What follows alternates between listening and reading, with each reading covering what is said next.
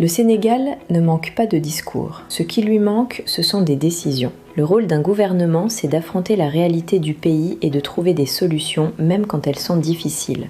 Le Premier ministre n'est pas un porte-parole politique, il est le chef du gouvernement, celui qui coordonne les ministres, exécute les politiques publiques et rend des comptes au peuple. Dans un contexte aussi tendu, il doit rassembler au-delà des clivages et se concentrer sur l'essentiel, le pouvoir d'achat, l'emploi, la sécurité, les services publics. Car aujourd'hui, le Sénégal traverse une période critique. Les déguerpissements ont laissé des milliers de travailleurs sans emploi ni accompagnement. Le chômage des jeunes dépasse encore 18%. Des projets d'infrastructure sont à l'arrêt, des entreprises ferment et les salaires accusent des retards. Dans le même temps, la vie chère pèse sur les ménages.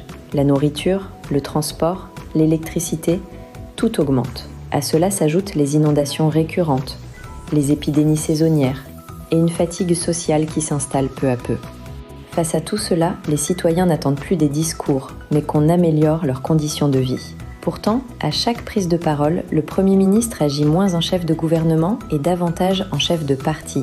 Son objectif semble moins de gouverner que de consolider un pouvoir qui lui échappe, entre pression politique et rivalité interne.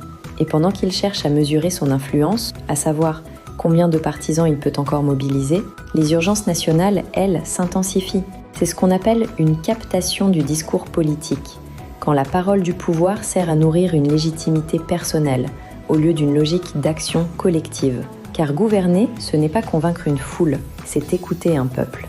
C'est regarder la réalité en face et agir, même quand c'est difficile.